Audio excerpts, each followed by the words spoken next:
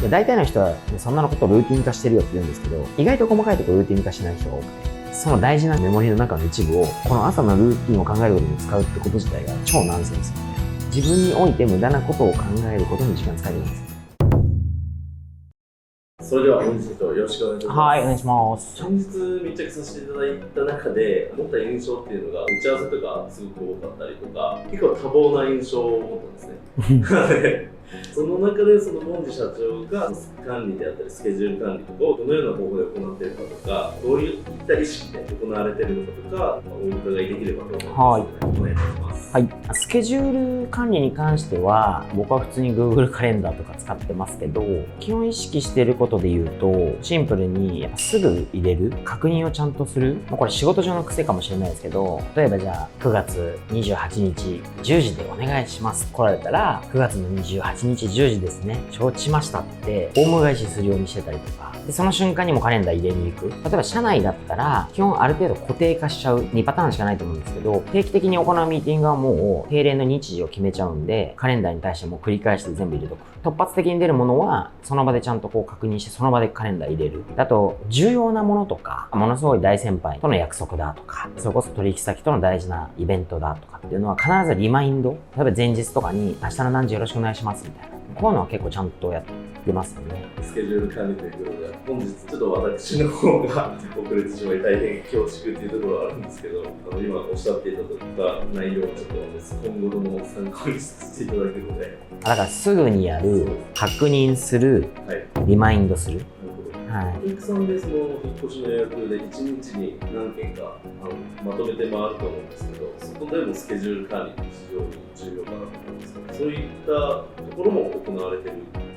そうですね。昔だと例えば電話で契約して、じゃあ10月の1日で、当然電話の中でも10月1日、10月1日みたいな話が何回もあって、じゃあお願いしますと。で、さらにご契約の確認させてください。引っ越し日は10月の1日でって言ってるにもかかわらず間違える人っているんですよ。なんでかなって思った時に、お客様の立場に立つと、引っ越しっていろんなものの手配しなきゃいけないんですよね。電気だ、ガスだ、水道だとかもそうですし、転出だ、転入届だとか、どこに言った、あそこに言ったとか、このタスク管理ってやっぱできてない人、まさに今日の質問ですけど、多いんですよ。そんなタスク管理できてないお客様が悪いじゃんって言うのは簡単ですけど、これで影響を受けるのはお客様も困るし、うちも困るし、みんな困っちゃうんで、だとしたらなるべくそれをこう抜けないようにするっていう意味では、それこそ予約完了した後に当然ですけど確認のメール送りますし、1週間前は1週間前になりましたねって言うんですけど、割と引っ越しされる1週間前ってドタバタされていて、やっぱ結構頭の中抜けちゃう人が多いんですよね。で、荷造りちゃんとしないといけないんで、この辺のリマインドだったりとか、手続き抜けてるのないですかとか、一応言ってあげた方が親切だと思いますし、ということで1週間前。今度は3日前になると本当に直前で、この辺でお客様は荷造り最終ドタバタ期なんですよ。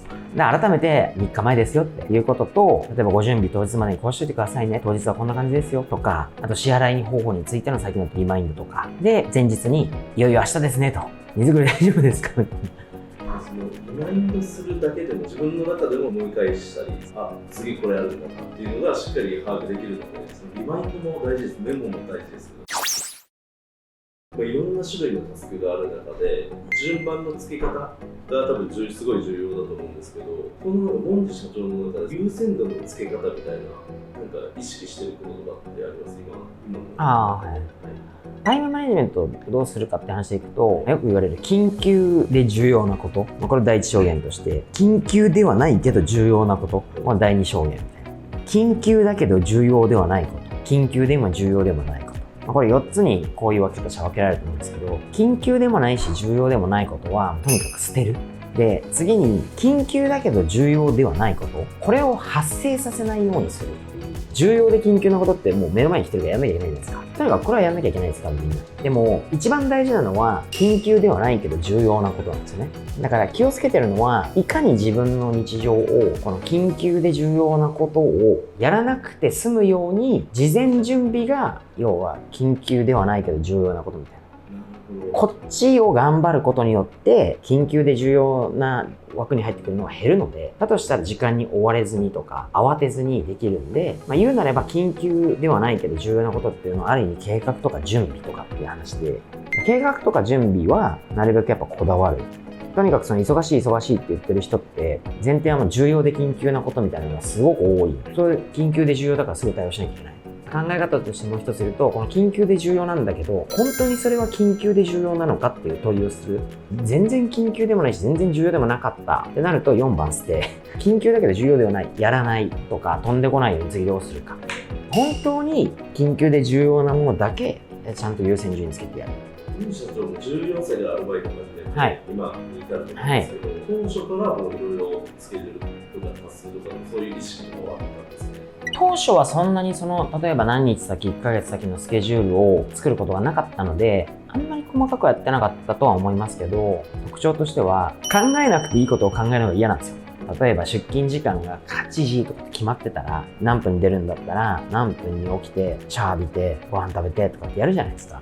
これを毎日考えるのがすごく嫌で、だからやっぱりそれルーティン化しちゃった方が楽じゃないですか。で、大体の人は、ね、そんなことルーティン化してるよって言うんですけど、意外と細かいところルーティン化してない人が多くて、仕事もでも同じで、毎日ある程度似たようなことを似たような工程でやってるのに、毎日何やろうかって考える人が多いですよね。本当の頭を使うのはそこじゃなくて、成果を出すために何をするのかとか考えなきゃいけないのに、ルーティン作業を何をするかが書いてたり、そうやってアウトプットしてないことによって、そんなことは全然考えなくていいよと思って自分の頭の中にずっと置いとくと、その大事なメモリの中の一部をこの朝のルーティンを考えることに使うってこと自体が超ナンセンスみたいな。洋服も朝何着てこうかなって迷う時間が僕にとっては頭使いたくない。髪型とかもどうしようかなもう嫌です。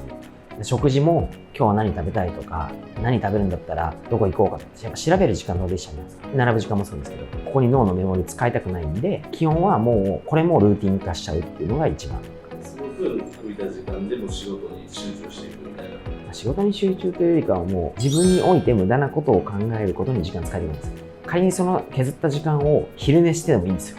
なるほど。無駄なことを省いて有意義な時間にしたい。そうですね。自分にとってプラスになるんだったら無駄な時間も歓迎なんですけど、仮にプラスにならなくても無駄な時間は必要な時もあると思うんでそれはいいんですけど、とにかく中途半端なこととか重要でないと判断したことにおいて無駄な時間使いたくないです。だらだらやりたくないというか。視聴者とかやっぱ一般の方とか僕も含めてそうなんですけど、無駄な時間というか、例えば YouTube をずっと休日見ちゃうとか、頭では分かってるんですよ。これすごい無駄な時間だなって。でもなんかそこをやめられないみたいな人とか結構いるかなと思ってて、そういった方になんかじゃあどう無駄な時間を省って有意義にしていくかとか、そういうなんか意識、考え方とかってなんかアドバイスできたりしますかね。まあでもやるしかないですよね。なんか僕も結構そういうのでね、悩んだこととか考えたこといっぱいありますけど、結論やるしかないんですよ。考えてる時間無駄なんですよ。一番手っ取り早くモードに入るためにはやるしかないんですよ。やり始めれば脳が動き始めるんで、だから僕とかはすごい分かりやすいのは、僕も寝起き正直そんなに良くないんですよ。でも寝起きがパッと目が覚める瞬間って2つあるんですね。だから僕結構家にいると目覚ましはテレビのオンタイマーなんですよ。なんでかっていうと朝ニュース番組やってるじゃないですか。テレビつくじゃないですか。パッと目覚めるじゃないですか。ニュース見ちゃうんですよ。今日そんなことあったのとか、経済ニュースとかスポーツニュースにパッとこう脳が多分反応しちゃうんで。そうすると起きる。で、2つ目は皆さん多分そうで起きてスマホ撮っちゃうんですよ。夜のうちになんか来たりとかする。で、それを見るんですよ。メールとかもそうですし、見るとパッと脳起きちゃうんですよ。モードがそっち入るんで。なるほど。みたいにこれやんなきゃいけないんだけど気が済まないなとかって考えてるんだったらまず始めちゃえって感じですよ。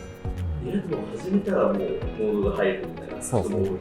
3秒でも決めるんでやっていくみたいな、そういうのが必要かもしれないですね。言い方変わるとだからなんとなく YouTube 見るとかが僕はないかもしれない。だから目的そうですね。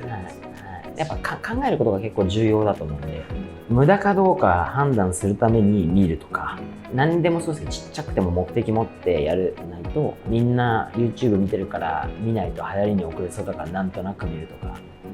そういうのはやっぱダメかもしれないですね。常に何でも考えながら手さばくというか、考えながらやっていくっていうのが重要ですね。はい。